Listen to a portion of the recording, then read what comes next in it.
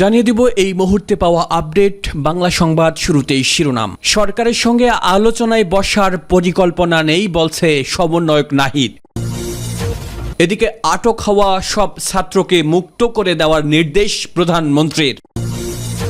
ছাত্র আন্দোলনে সব ধরনের সহযোগিতার ঘোষণা মির্জা ফখরুলের।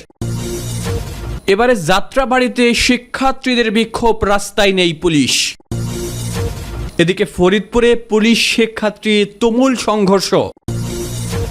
সবশেষে জানাবো রাজধানীর বিভিন্ন সড়কে শিক্ষার্থীদের অবস্থান, দৌড়ে স্থান ত্যাগ পুলিশের। শুনছিলেন সংবাদ শিরোনাম, এবারে বিস্তারিত।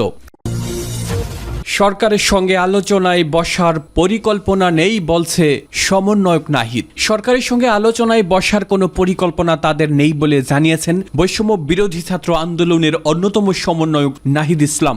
আজ শনিবার তিনি বলেন, যখন আমরা ডিবি হেফাজতে ছিলাম তখন প্রধানমন্ত্রীর সঙ্গে আলোচনায় বসার প্রস্তাব দেওয়া হয়েছিল, কিন্তু আমরা এই প্রস্তাবের প্রতিবাদে ডিবি হেফাজতে অনশন করেছিলাম। গোয়েন্দা পুলিশের হেফাজতে থাকা কোটা সংস্কার আন্দোলনের 6 সমন্বয়কে বৃহস্পতিবার বিকেলে ছেড়ে দেওয়া হয়েছে। কোটা সংস্কার আন্দোলনের নেতৃত্ব দানকারী বৈষম্য বিরোধী ছাত্র আন্দোলনের সমন্বয়করা গতকাল ঘোষণা দিয়েছেন, তারা সাম্প্রতিক হত্যাকাণ্ডের প্রতিবাদে এবং তাদের 9 দফা দাবি আদায়ে আগামীকাল রোববার থেকে দেশব্যাপী অসহযোগ আন্দোলন শুরু করবেন। 9 দফা দাবি আদায়ে তারা আজ সারা দেশে বিক্ষোভ কর্মসূচি পালন করছেন। গতকাল রাত 8টার দিকে একটি হোয়াটসঅ্যাপ বার্তায় এই কর্মসূচির ঘোষণা দেন আন্দোলনের অন্যতম সমন্বয়ক মাহিন সরকার। কর্মসূচি সফল করতে সর্বস্তরের মানুষকে এই বিক্ষোভ কর্মসূচিতে যোগদানের আহ্বান জানানো হয়েছে।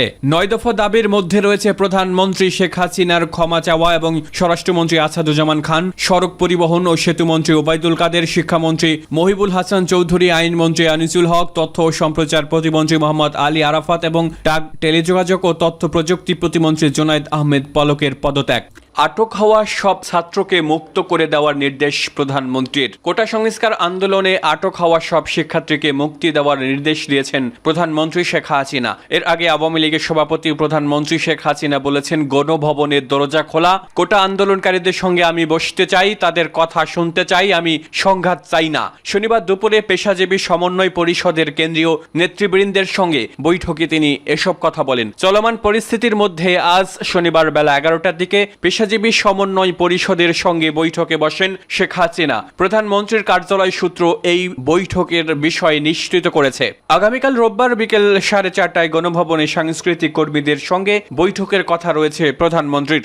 ছাত্র আন্দোলনে সব ধরনের সহযোগিতা ঘোষণা মির্জা ফখরুলের। বিএনপির মহাসচিব মির্জা ফখরুল ইসলাম আলমগীর বলেছেন, ছাত্রদের আন্দোলনে শুধু সমর্থন নয়, সব রকমের সহযোগিতা করা হবে। একই সঙ্গে দেশবাসীকে এই আন্দোলনে সামিল হওয়ার আহ্বান জানান তিনি। শনিবার সকালে কারাগারে থাকা বিএনপি নেতা আমির খসরু মাহমুদ চৌধুরী ও নজরুল ইসলাম খানের বাসায় যান মির্জা ফখরুল, পরে কথা বলেন সাংবাদিকদের সঙ্গে। বিএনপি মহাসচিব বলেন, দেশে একটি গণজাগরণ শুরু হয়ে গেছে। ছাত্রদের বৈষম্য বিরোধী আন্দোলন, দেশের জনগণ একসঙ্গে যোগ দিয়েছে।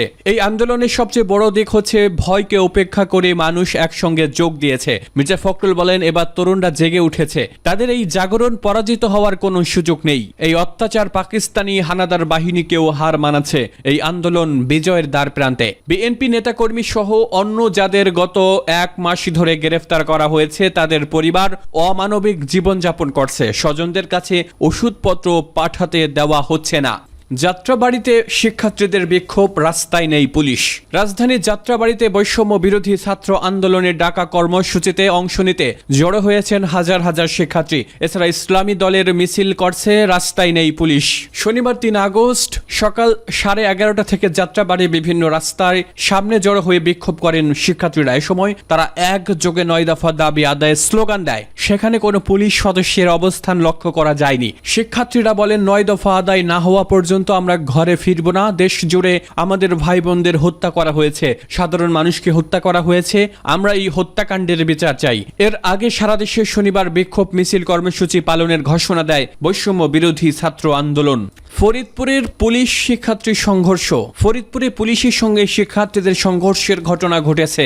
আজ শনিবার বেলা 11:30টায় দুপক্ষের সংঘর্ষে শহরের ভাঙ্গারাস্তার মোড় এলাকা রণক্ষেত্রে পরিণত হয়েছে। জানা গেছে, শিক্ষার্থীদের সাথে সাধারণ মানুষ যুক্ত হয়ে ফরিদপুর মেডিকেল কলেজ হাসপাতাল ও আশেপাশের গলি থেকে বের হয়ে সড়কের উপরে জমায়েত হয়। পরে তারা সেখান থেকে মিছিল নিয়ে ভাঙ্গারাস্তার মোড়ের দিকে অগ্রসর হয়। এ সময় পুলিশ বাধা দিলে ভাঙ্গারাস্তার মোড়ে প্রায় 20 মিনিট ধরে দুপক্ষের মধ্যে সংঘর্ষ হয়। আন্দোলনকারীদের লক্ষ্য করে পুলিশ টিয়ারশেল নিক্ষেপ করে। শিক্ষার্থীরা পুলিশকে লক্ষ্য করে ইট পাটকেল নিক্ষেপ করে। এরপর শিক্ষার্থীরা পিছু হটে যায়। এ রিপোর্ট প্রকাশ পর্যন্ত হতাহতের কোনো খবর পাওয়া যায়নি। রাজধানীর বিভিন্ন সড়কে শিক্ষার্থীদের অবস্থান, দৌড়ে স্থান ত্যাগ পুলিশের। কোটা সংস্কার আন্দোলনে প্ল্যাটফর্ম বৈষম্য বিরোধী ছাত্র আন্দোলন শুক্রবার নতুন কর্মসূচি ঘোষণা করে। শনিবার সারা দেশে বিক্ষোভ মিছিল ও রোববার থেকে সর্বাত্মক অসহযোগ আন্দোলনের ডাক দিয়েছে তারা। এর অংশ হিসেবে রাজধানীর সায়েন্স ল্যাব মোড়ে অবস্থান নিয়ে বিভিন্ন স্কুল কলেজের শিক্ষার্থীরা বিক্ষোভ করেছেন। শনিবার দুপুর 12টার দিকে তারা সেখানে অবস্থান নেয়। এ সময় 9 দফা দাবি জানিয়ে স্লোগান দিতে দেখা যায় তাদের। সেখানে 2 শতাধিক শিক্ষার্থী রয়েছেন। এছাড়াও বিপুল সংখ্যক পুলিশ সেখানে আছেন। অবরোধের কারণে নিউ মার্কেট থেকে মিরপুরের দিকে যাওয়ার রাস্তা সচল আছে, তবে বিপরীত দিকে গাড়ি ঘুরিয়ে দেওয়া হচ্ছে। পূর্ব ঘোষণা অনুযায়ী রাজধানীর আফতাবনগর ইস্ট ওয়েস্ট ইউনিভার্সিটির সামনে অবস্থান নিয়েছেন শিক্ষার্থীরা। তার পাশেই আফতাবনগর গেট থেকে প্রধান সড়কের মুখে আইন শৃঙ্খলা বাহিনীকে অবস্থান নিতে দেখা যায়। সকাল 10টা থেকেই বিশ্ববিদ্যালয়ের সামনে শিক্ষার্থীরা আসতে শুরু করেন। এ সময় তাদের হত্যাকারীদের বিচার ও সরকারের পদত্যাগ চেয়ে স্লোগান দিতে দেখা যায়। বেলা বাড়ার সঙ্গে সঙ্গে ব্র্যাক, IUBAT, আইডিয়াল স্কুল সহ বিভিন্ন শিক্ষা প্রতিষ্ঠানের শিক্ষার্থীদের উপস্থিতি বাড়তে শুরু করে সেখানে। বেলা 1:45টার দিকে সরেজমিনে দেখা যায় রামপুরার সড়কে অবস্থান নেওয়ার চেষ্টা করছেন শিক্ষার্থীরা। বিপুল সংখ্যক পুলিশ সতর্ক অবস্থানে রয়েছেন। দুপুর 12:15টার দিকে শিক্ষার্থীরা খিলগাঁও রেলগেট এলাকায় ফ্লাইওভারের নিচের রাস্তায় অবস্থান নিয়েছেন। সেখানে অবস্থান নিয়ে নানান স্লোগান দিচ্ছেন তারা। সড়ক অবরোধ থাকায় 12টার কিছু আগে পুলিশের একজন কর্মকর্তা কথা বলার জন্য তাদের দিকে এগিয়ে যান। ওই কর্মকর্তাকে দেখে শিক্ষার্থীরা ভুয়া ভুয়া স্লোগান দিতে থাকেন। তার দিকে অনেকে তেড়েও যান। এ অবস্থা দেখে ওই কর্মকর্তা অনেকটা দৌড়ে স্থান ত্যাগ করেন। এর কিছুক্ষণ পর অন্য একজন পুলিশ কর্মকর্তা গিয়ে তাদের সহিংসতা না করে আন্দোলন করার অনুরোধ জানান। এ সময় শিক্ষার্থীরা হাততালি দিয়ে তাকে অভিনন্দন জানান। এরপর ওই পুলিশ কর্মকর্তাও স্থান ত্যাগ করেন।